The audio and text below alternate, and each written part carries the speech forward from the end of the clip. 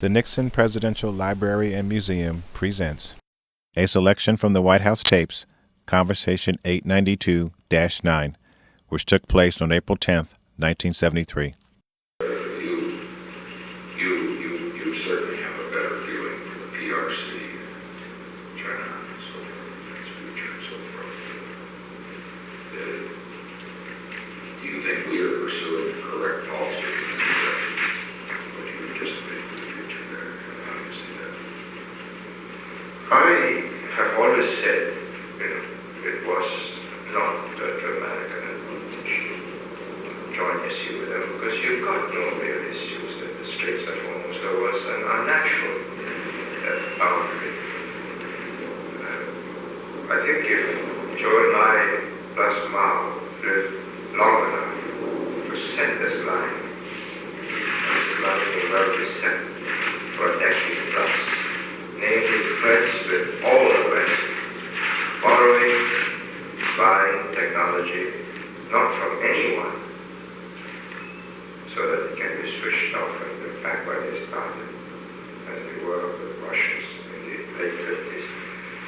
But buying Boeings from Americans, buying Tridents from the British, never mind all the complications of different tools and spanners and so on. They could have bought Boeing 737s to complement the 707s. Why buy Tridents? But just spreading their sources. They cultivate the Japanese, they cultivate the West Europeans individually, collectively encourage the common market to grow stronger. Their main preoccupation is Russia. And I don't know when they develop a really safe second strike capability which will make them sleep well at nights. And they are really afraid of the Russians.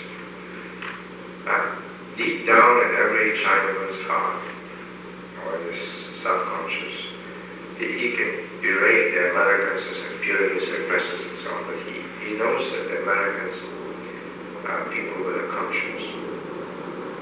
He also knows that the Russians have no conscience. So he's really under no illusions about this. Therefore, they're going to play it really very carefully. They're not going to upset the Russians. Not going to give way or show weakness either. Taking all the tunnels and so on, you can do your worst. Then you give up the next century to the Americans if you engage us. But building up, and I think once they reach this second strike capability, then there is no possibility of reaction. And that's a new phase, that's a new generation. And that's about as far as we can look. Well, you look around, if you were sitting when you came to the present time, I mean, from their viewpoint, from their standpoint, I say this without quoting anybody. But if I were the leader there, I would look around. And I would see 40 or 50 Russian divisions on the border. To the south, I would see India with 500 million people. They have contempt for India. They think they can just knock them. And they're right.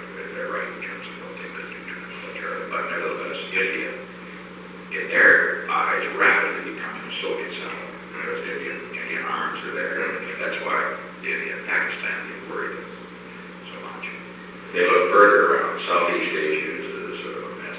That's why their policy in Southeast Asia is probably they would prefer not to have a North Vietnam in charge of the whole business.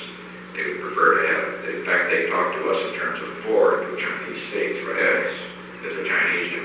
And then they look to the northeast, northwest, east, and they see Japan. And despite what Japan is doing at the present time toward peaceful directions, they know and respect the Japanese, respect them and have reason to fear what they've done. And then they look out straight east, due east, to that wide blue Pacific, and they see America and Hawaii. Now, what friend do they have in that group? Us.